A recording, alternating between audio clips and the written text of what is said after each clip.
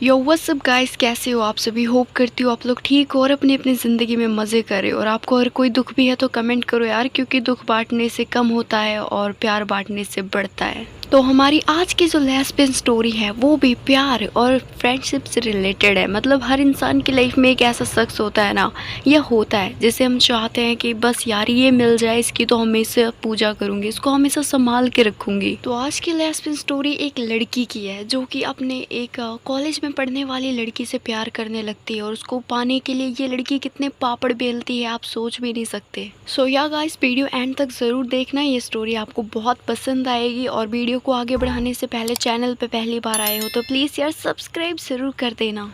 तो कहानी शुरू करते हैं एक लड़की से जिसका नाम है रितु, और ये कॉलेज के सेकंड ईयर में पढ़ती है। इसकी उम्र 21 साल है और ये अभी गार्डन में बैठी हुई है, और ये गार्डन में बैठ के सामने वाली एक लड़की को ताड़ रही है, वो भी चुपके चुपके। वो उस लड़की को चुपके चुपके इसलिए ताड़ रही है क्योंकि वो लड़की कोई और नहीं, रितु की क्रश है। रितु की जो बेस्ट फ्रेंड है वो रितु को कहती है कि यार तू कब तक उसको ऐसे ही चुपके चुपके देखते रहेगी, एक बार बोल दे सामने से कि तू उसे पसंद करती है। तो रितु से कहती है तू पागल है क्या यार, कहीं वो लेस्बियन ना हो और वो स्ट्रेट हो तो वो तो मुझे थप्पड़ मार देगी जो, और मेरी इंसल्ट भी हो जाएगी। रितु कहती है कि तू टेंशन ना ले, समय आने दे, मैं ना इसको सामने से जाके प्रपोज कर दूंगी। तो उसकी बेस्ट फ्रेंड कहती है पता नहीं ये समय कब आएगा। और बात करते करते रितु देखती है कि उसकी क्रश घर जा रही है, तो रितु उसका पीछा करने लग जाती है, और वो पेड़ के सहारे उसका पीछा करते करते उस पर नजर रखते हुए जा रही थी। और रितु अपनी क्रश का पीछा करते करते उसके घर तक चली जाती है, और रितु देखती है कि उसकी जो क्रश है जिसका नाम है नैनिका, वो तो बहुत रिच है, उसका घर नहीं उसका तो महल है, उसके घर में बहुत सारी गाड़ियां भी खड़ी है। तो रितु खुद से बात करते हुए कहती है कि क्या यार, क्रश भी बनाया तो किसको, औकात से बाहर वाली को। और गाइस, मैं आपको बता दूं कि नैनिका के पेरेंट्स हमेशा बिजनेस के लिए बाहर ही जाते रहते हैं, वो भी इंडिया से बाहर, जिस वजह से नैनिका हमेशा घर में अकेली रहती है, और उसके साथ बस उसके घर में काम करने वाले लोग होते हैं। अगले दिन जब रितु कॉलेज जाती है, वो देखती है कि सामने उसकी क्रश बैठी हुई है, और वो अपनी क्रश को इम्प्रेस करने के लिए एक गाना गाती है। और हमें यहाँ पे ये पता चलता है कि रितु को गाना गाना बहुत पसंद। उसका गाना सुनने के बाद नैनिका रितु के पास आती है, और ये देख के रितु घबराने लगती है, वो नर्वस हो जाती है और वो स्टेज से नीचे भाग जाती है। और इससे हमें ये तो पता चल चुका था कि रितु सच में नैनिका को बहुत पसंद करती है। रितु नैनिका को बहुत पसंद तो करती थी, लेकिन वो नैनिका को प्रपोज करने से डरती भी थी। दोपहर के समय में नैनिका कॉलेज के ही गार्डन में बैठी होती है, और जब रितु देखती है कि नैनिका खाली बैठी हुई है तो उसके पास जाने की वो सोचती है। तो नैनिका तभी उठ के वहाँ से जाने लगती है। तो रितु सोचती है कि बस ये चांस मैं खो नहीं सकती, क्योंकि वो अकेले है और मैं भी अकेले। तो रितु जानबूझ के दौड़ते हुए जाती है और वो नैनिका को टक्कर मार देती है। रितु ने सोचा नहीं था कि वो इतनी तेज़ टक्कर मार देगी, और नैनिका बहुत तेज़ गिर जाती है और उसके घुटने में बहुत चोट लग जाती है। उसके घुटने में इतनी चोट लग जाती है कि वहाँ से खून बहने लगता है, और ये देख के रितु सोचती है ओ यार ये क्या कर दिया मैंने। फिर वो तुरंत नैनिका के पास जाती है और पहली बार वो नैनिका को छूती है। रितु जब नैनिका को छूती है तो उसे एक अलग ही फीलिंग आती है, लेकिन नैनिका रितु पे बहुत गुस्सा थी, और वो रितु को कहती है तुमने ये मुझे टक्कर क्यों मारी। तो रितु कहती है मुझे माफ़ कर देना, मैंने गलती से टक्कर मारी। और वो नैनिका का हाथ अपने कंधे पर रखते हुए उसे लेके जाती है। ले जाते हुए रितु नैनिका से पूछती है कि तुम्हारे घर में कौन कौन है। तो नैनिका कहती है अभी कोई भी नहीं है, मैं अकेली हूँ। तो रितु कहती है तुम अकेले घर कैसे जाओगी, चलो मैं छोड़ देती हूँ तुम्हें। और इस समय नैनिका मना भी नहीं कर सकती थी, क्योंकि वो अकेले घर नहीं जा पाती। इसीलिए रितु उसे घर तक छोड़ देती है। इवन उसे घर तक नहीं, उसे उसके कमरे तक छोड़ देती है और उसे बेड पे लेटा देती है। बेड पे लेटाने के बाद रितु उसकी मलहम पट्टी करने लग जाती है। नैनिका लेकिन अभी भी रितु से गुस्सा ही थी, लेकिन नैनिका देखती है कि रितु उसकी कुछ ज़्यादा ही केयर कर रही है। फिर रितु नैनिका कमरे में ये नोटिस करती है कि उसके कमरे में बहुत सारी पेंटिंग्स और स्केच है। तो फिर रितु पूछ ही लेती है नैनिका से कि ये सब तुमने बनाया। तो नैनिका कहती है कि हाँ, मैं एक आर्टिस्ट हूँ और मुझे पेंटिंग बनाना बहुत पसंद है। और नैनिका की पेंटिंग्स देख के रितु नैनिका की बहुत तारीफ़ करती है। वो कहती है कि तुम तो बहुत टैलेंटेड हो, इतनी प्रोफेशनल तरीके से पेंटिंग बनाती है। और उस तारीफ़ सुन के नैनिका को अच्छा लगता है, और वो रितु को प्यार भरी नज़रों से देखने लगती है। फिर रितु नैनिका का अच्छे से मलहम पट्टी कर देती है। तो रितु वहाँ से जाने लगती है, तो नैनिका उससे रोकती है। वो कहती है कि अच्छा अगर तुम चली जाओगी तो फिर मुझे पानी की ज़रूरत होगी तो कौन देगा, क्योंकि अभी कोई काम करने वाले भी नहीं है और मैं घर पे अकेली हूँ। तो रितु कहती है कि मैं हमेशा तो तुम्हारे साथ नहीं रह पाऊँगी ना, बट डोंट वरी, मैं अपने घर जाती हूँ और फिर अपने मम्मी पापा से पूछ के आ जाऊँगी। तो नैनिका उसकी बात को समझती है और वो कहती है कि ठीक है तुम जाओ, लेकिन हो सके तो तो जल्दी आ जाना। अपनी क्रश नैनिका के मुंह से ये सुन के रितु को बहुत अच्छा लगता है और रितु भी सोचती है कि चलो इसने मुझे माफ़ कर दिया और कहीं ना कहीं ये भी मुझे एक अच्छा इंसान मानती है। और रितु तो ये भी सोचने लग गई थी कि नैनिका उसे पसंद करने लगी है। फिर रितु अपने घर जाती है और अपने मम्मी को कहती है कि मम्मी मेरी एक दोस्त है जिसकी तबीयत कुछ सही नहीं है और मुझे उसके घर जाना है। तो पहले उसकी मम्मी बहुत सवाल पूछती है कि कौन है वो, लड़का है या लड़की है। तो रितु उसे बताती है मम्मी वो लड़की है और उसके घर में कोई नहीं है, तो प्लीज़ मुझे जाने दो। तो उसकी मम्मी कहती है ठीक है बेटा, मुसीबत में जो हो उसकी हेल्प करनी चाहिए। और ये बोल के रितु को नैनिका के घर भेज देती है। और जब रितु नैनिका के घर जाती है वो देखती है कि नैनिका ने बहुत कम कपड़े पहने हैं क्योंकि उसको चोट लगी हुई थी इसीलिए, और वो ऐसे ही लेटी हुई थी बेड पे। फिर नैनिका रितु को देखती है, उसे अपने पास बुलाती है। रितु नैनिका के पास जाके बैठ जाती है। फिर रितु नैनिका से कहती है कि अब तुम्हें कैसा फील हो रहा है। तो नैनिका कहती है मैं बहुत अच्छा फील कर रही हूँ और जब से तुम्हें देखा है तो कुछ अलग लेवल का ही फील कर रही हूँ। और उसकी बात सुन के रितु हंसने लगती है। फिर नैनिका रितु का हाथ पकड़ लेती है और रितु को बहुत अच्छा लगता है क्योंकि नैनिका उसकी क्रश थी। फिर नैनिका बोलती नहीं है कुछ भी, वो सीधा रितु के गालों को टच करने लगती है। रितु तो बस नैनिका की आंखों में देखी जा रही थी और फिर देखते देखते नैनिका रितु को पहले किस करती है, फिर उसके बाद उसे अपनी बाहों में कस लेती है। रितु को समझ नहीं आता कि सडनली नैनिका को हो के गया है। फिर नैनिका भी रितु की आंखों में देखती है और उसके होठों को किस कर लेती है। किस करने के बाद वो रितु को आई लव यू बोल देती है और इससे ये तो पता चल जाता है कि नैनिका भी एक लेस्बियन ही है। अब रितु की क्रश ने उससे प्रपोज कर दिया था और रितु को तो यकीन ही नहीं हो रहा था और वो खुशी के मारे नैनिका के ऊपर ही कूदने लगती है और उसकी जो नी में चोट लगी थी वो वहाँ पे और ब्लीडिंग होने लगती है। तो रितु उससे माफ़ी मांगती है। तो नैनिका कहती है अरे कोई बात नहीं यार, चलता है इतना तो। फिर रितु तुरंत एक पट्टी लेके आती है और वहाँ पे सफाई कर देती है। और फिर वो नैनिका के जब टांगों को छू रही थी तो नैनिका को कुछ ना कुछ फील होने लगता है और वो रितु को कहती है कि ये सब छोड़ो, मेरे पास आओ। तो रितु नैनिका के होठों के पास जाती है। तो नैनिका जाहिर सी बात है यार, कोई उसके होठों के पास है तो वो छोड़ेगी थोड़ी ना, वो रितु को तुरंत किस कर लेती है और ये किस बहुत देर तक चलती है। रितु को भी बहुत अच्छा लगता है और वो भी नैनिका को किस करने लग जाती है। वो उसके गालों पे, उसकी गर्दन पे लव बाइट देने लगती है और दोनों वो सब कुछ करने की तैयारी करने लगते हैं। पहले नैनिका रितु को बेड पे लिटा देती है और वो उसके ऊपर आ जाती है और धीरे धीरे उसके कपड़े उतार देती है। फिर नैनिका रितु की बॉडी को सहलाने लगती है, उसकी बॉडी को गर्म करने की कोशिश करती है, लेकिन रितु तो नैनिका को देख के गर्म हो चुकी थी, इसीलिए वो नैनिका को अपने करीब खींच लेती है और वो कहती है कि तुम बस कार्यक्रम शुरू करो। उसकी बात सुन के नैनिका पहले हंसती है और फिर वो रितु के बालों में हाथ फेरने लगती है। फिर नैनिका रितु के होठों को चूमते हुए नीचे आती है और उसकी पूरी बॉडी को चूमती है। चूमते चूमते वो बहुत नीचे आ जाती है और रितु ने जो भी नीचे पहना था वो उसको खोल के साइड में फेंक देती है और वहाँ पे उसे मज़े देने लगती है। रितु को बहुत मज़ा आ रहा होता है, उसे मज़ा आ रहा होता है, इसलिए वो बहुत सारी आवाज़ें निकाल रही होती है और उसकी आवाज़ को सुन के नैनिका को बहुत मज़ा आता है। वो फिर रितु को पूरे मज़े देती है और फिर नैनिका से भी कंट्रोल नहीं होता और वो फिर रितु को अपने ऊपर लिटा देती है और वो कहती है कि अब प्लीज़ तुम वो करो जो मैंने तुम्हारे साथ किया। तो रितु कहती है ये भी कोई कहने वाली बात है क्या। फिर रितु भी नैनिका को चूमते हुए नीचे जाती है और वो भी वहाँ पे उसको बहुत मज़े देने लगती है, वहाँ पे सहलाती है, अपने हाथ फेरती है। नैनिका को बहुत मज़ा आता है और दोनों ऐसे ही मज़े करते हुए संबंध बना लेते हैं और दोनों मदहोश होकर एक दूसरे के ऊपर सो जाते हैं। फिर ये दोनों सीधा सुबह ही उठते हैं। जब सुबह उठते हैं तो फिर इस समय नैनिका का जो फेस था वो थोड़ा उतरा हुआ था। फिर जैसे ही रितु उसका फेस देखती है वो कहती है क्या हुआ तुम्हें।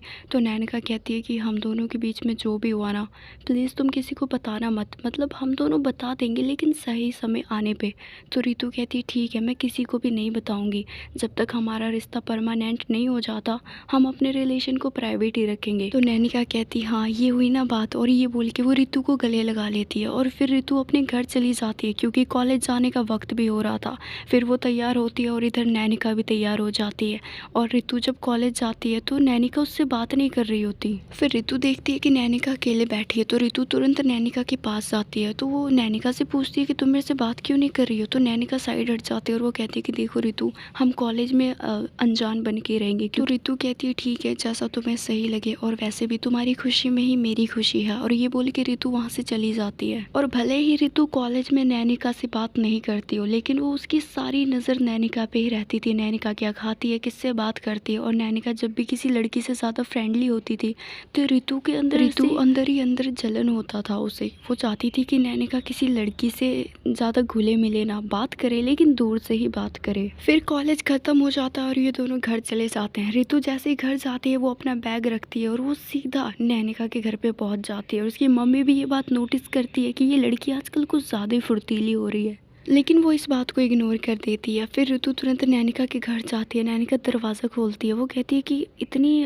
जल्दी भी क्या थी आने की, थोड़ा आराम से आती ना। तो ऋतु कहती है मैं आराम से क्यों आऊँ, एक तो हम कॉलेज में बात नहीं करते, ऊपर से यहाँ भी नहीं करेंगे क्या। तो और इतना बोल के वो तुरंत नैनिका को गले लगा लेती है और वो कमरे के अंदर आ जाती है। लेकिन कमरे के अंदर आने से पहले वो देखती है कि घर पे नैनिका के मॉम डैड पहले से ही है। नैनिका के मॉम डैड जब ऋतु को देखते हैं तो वो नैनिका से पूछते हैं कि ये तुम्हारी नई दोस्त है। तो नैनिका कहती है हाँ ये मेरी नई दोस्त है। तो नैनिका की मॉम डैडी कहते हैं आओ बेटा खाना खा लो हमारे साथ। तो ऋतु उन्हें मना नहीं करती और वो भी उनके साथ खाना खाने के लिए बैठ जाती है। फिर खाते हुए नैनिका की मम्मी ऋतु से पूछती है कि बेटा ऋतु तुम तो इतनी खूबसूरत हो ना, तुम्हारा तो कोई बॉयफ्रेंड होगा ही।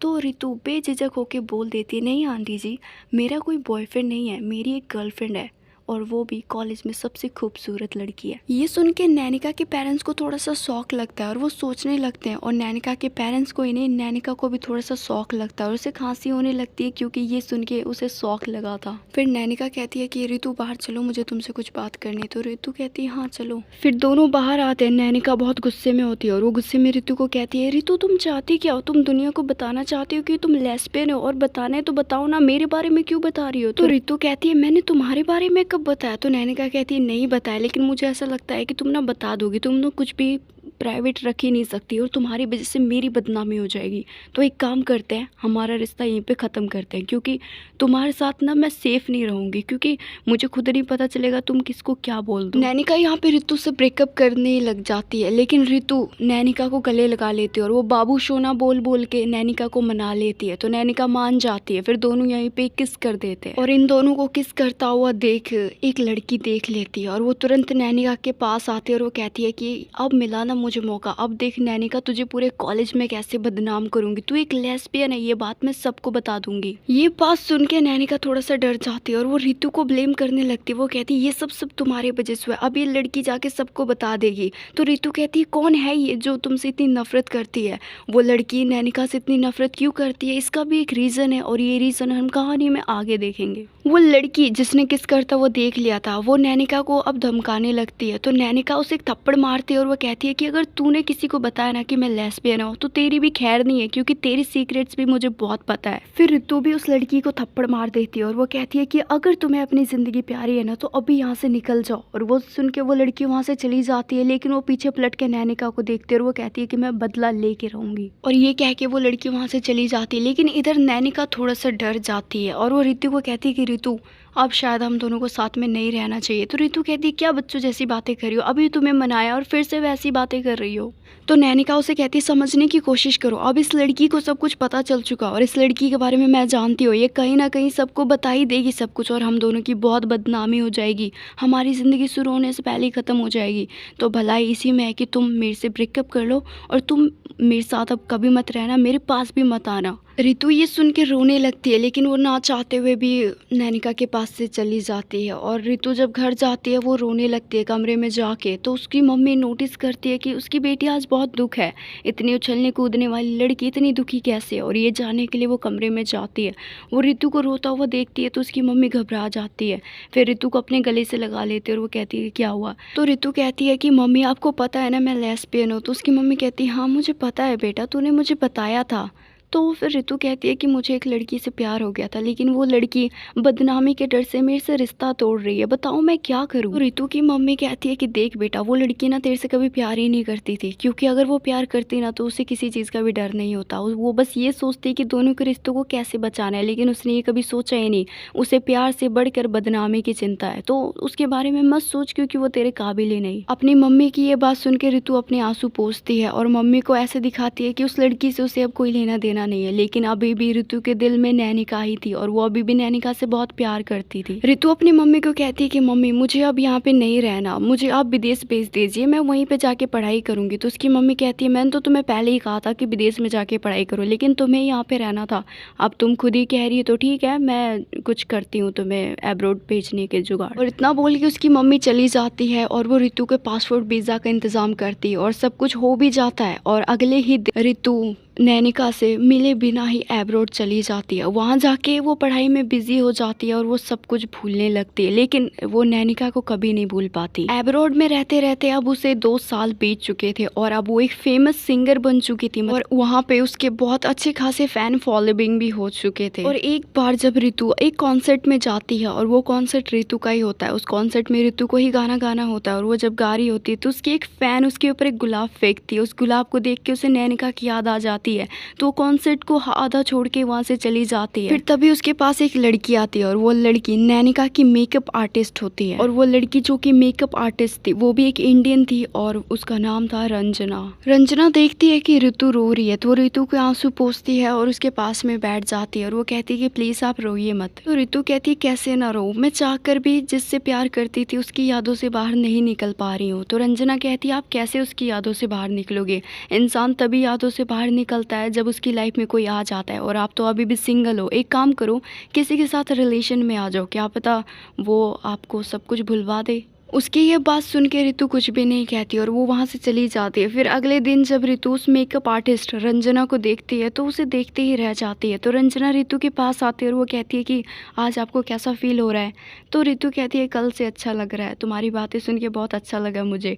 उसकी बात सुन के रंजना बहुत खुश होती है और वो कहती है कि चलिए बैठते हैं कुछ बातें करते हैं, क्या पता आपको और अच्छा लगे। फिर ऋतु और रंजना साथ में बैठ जाते हैं, वो दोनों साथ में कॉफ़ी पीते हैं, एक दूसरे से बहुत बातें करते हैं। उससे बातें करके ऋतु को बहुत अच्छा लगता है, उसका जो दिल होता है बहुत हल्का हो जाता है। इतने दिनों से जो उसने गम संभाल के रखे थे वो दुख बहुत कम हो जाता है उसका। और अब ऋतु कहीं ना कहीं रंजना को पसंद करने लगी थी, क्योंकि रंजना के बात करने का जो तरीका था वो ऋतु को बहुत अच्छा लगता था। और रंजना मेकअप आर्टिस्ट होके भी ऋतु का बहुत ख्याल रखती थी। जब से ऋतु रंजना से बात करने लगी है तब से तो उसे नैनिका की बहुत कम याद आती है, क्योंकि रंजना कभी भी ऋतु को नैनिका की याद आने ही नहीं देती है। फिर ये दोनों ऐसे ही बात करते करते आगे जाते हैं और चलते चलते ऋतु कहती है रंजना क्या तुम सिंगल हो। तो रंजना कहती है हाँ मैं सिंगल ही हूँ और किसी सच्चे पार्टनर की तलाश में हूँ।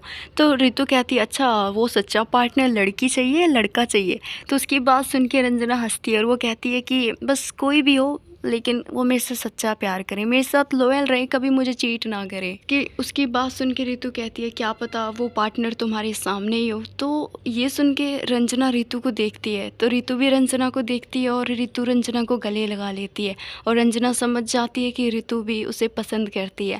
तो रंजना भी ऋतु को टाइट हग कर लेती है और हग करने के बाद रंजना ऋतु को किस कर लेती है और वो किस जैसे ही करते उसे नैनिका की याद आती है, लेकिन वो अब नैनिका को भूलना चाहती थी, इसीलिए वो बस रंजना को देखते रहती है और उसे किस कर लेती है। फिर दोनों कमरे में जाते हैं और कमरे में जाके बहुत ही अलग तरीके से दोनों संबंध बनाते हैं। ये दोनों जिस दिन मिले थे उसी दिन ही सब कुछ कर लेते हैं और रंजना कहती है कि ये सब कितना जल्दी हो गया ना। तो ऋतु कहती है प्यार में पड़ने के लिए तो इंसान को 30 सेकंड ही की ज़रूरत पड़ती है, हमें तो फिर भी इतने घंटे मिल गए। उसकी बात सुन के रंजना हंसने लगती है और वो ऋतु के ऊपर आ जाती है, उसे किस्सियाँ करने लगती है और दोनों सो जाते हैं। और ऐसे ही दोनों को रिलेशन में आए हुए कुछ महीने बीत जाते हैं और एक दिन सडनली रंजना की तबीयत खराब हो जाती है। और ऋतु को जब ये पता चलता है कि रंजना की तबीयत खराब है वो तुरंत रंजना के पास जाती है हॉस्पिटल और उसे डॉक्टर से पता चलता है कि रंजना को एक बीमारी है और वो बीमारी जल्दी नहीं जाने वाली और उससे उसकी डेथ भी हो सकती है। ऋतु कहती है कि प्लीज़ आप रंजना को जल्दी ठीक कर दीजिए क्योंकि मैं उसके बिना नहीं रह सकती। डॉक्टर उससे कहते हैं कि हम अपनी पूरी कोशिश करेंगे, आप सबर संयम से काम लें। ऋतु रोने लगती है और वो रंजना के पास जाती है। रंजना उसके आंसू पोंछती है और वो ऋतु का हाथ पकड़ लेती है, वो भी बहुत टाइट। और फिर ऋतु से कहती है कि मेरे से एक प्रॉमिस करो।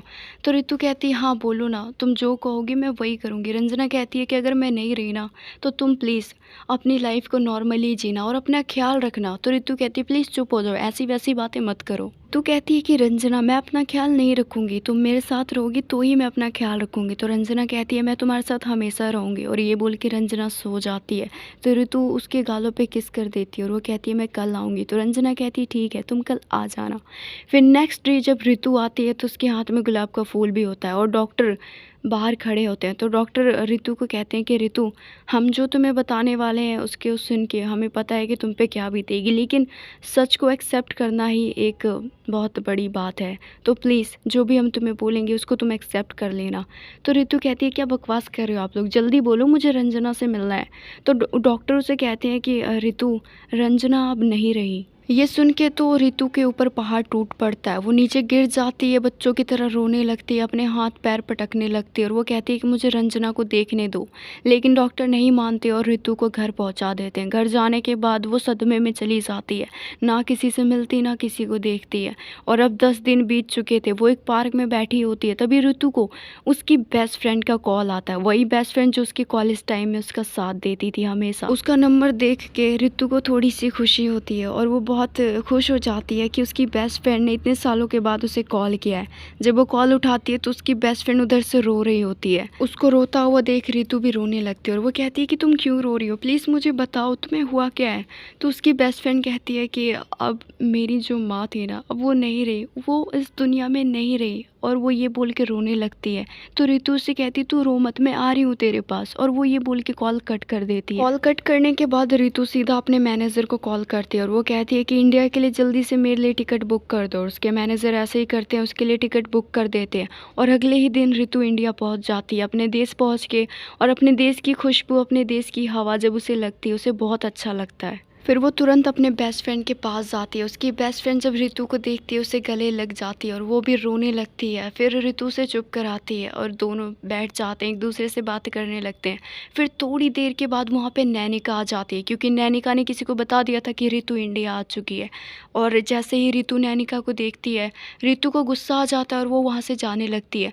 तो रितु की बेस्ट फ्रेंड उसका हाथ पकड़ती है और वो कहती है कि रुक। तो रितु उससे कहती है मुझे नहीं रुकना यार, यहाँ पे मुझे इस इंसान की शक्ल भी नहीं देखनी, इसको बोल यहाँ से चली जाए। तो नैनिका कहती है रितु एक बार मेरी सुनो तो सही। तो रितु से गुस्से में कहती है कि मुझे तुम्हारी एक भी नहीं सुननी है, तुम्हें नहीं पता कि तुम्हारी वजह से मैंने क्या क्या चीज़ झेले हैं, मैं किस चीज़ से सफ़र की हूँ, तुम्हें नहीं पता। तो रितु की बेस्ट फ्रेंड कहती है रितु तुझे ये भी नहीं पता कि नैनिका भी किस किस चीज़ से गुजरी है, तुझे तो बस अपनी ही पड़ी है, एक बार नैनिका की भी सुन ले। तुझे क्या लगता है नैनिका तेरे जाने के बाद किसी और के साथ रिलेशन में आ गई? नहीं रितु, नैनिका ने हमेशा तेरा इंतज़ार किया, और उस दिन जो नैनिका ने तुझे बोला था कि मेरे पास से चली जाओ, उस दिन तेरे को गुस्से में बोला था और तूने सीरियसली ले लिया, और तू गई भी तो इतनी दूर चली गई कि चाह के भी तेरा ना पता मिल सका ना कुछ, मुझे इतने मुश्किल से तेरा नंबर मिला।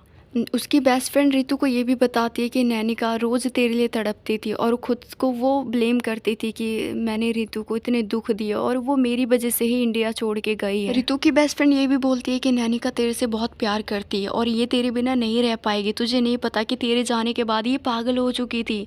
और इतनी सारी बातें सुनने के बाद अब रितु को खुद पे शर्म आने लगती है कि उसने कितना बड़ा और कितनी गलत डिसीजन ले लिए। फिर वो नैनिका से कुछ नहीं बोलती, वो सीधा नैनिका को गले लगा लेती है और रोने लगती है और वो कहती है कि मुझे माफ़ कर देना। नैनिका कहती है माफ़ी मत मांगो, आखिर गलती तो मेरी ही थी ना, मैंने ही तुम्हें पता नहीं क्या क्या बोल दिया, और मुझे लगता है अगर मैं तुम्हारी जगह होती ना तो मैं भी शायद यही करती। अच्छा वो तुमने मुझे इतनी बड़ी सज़ा दे दी।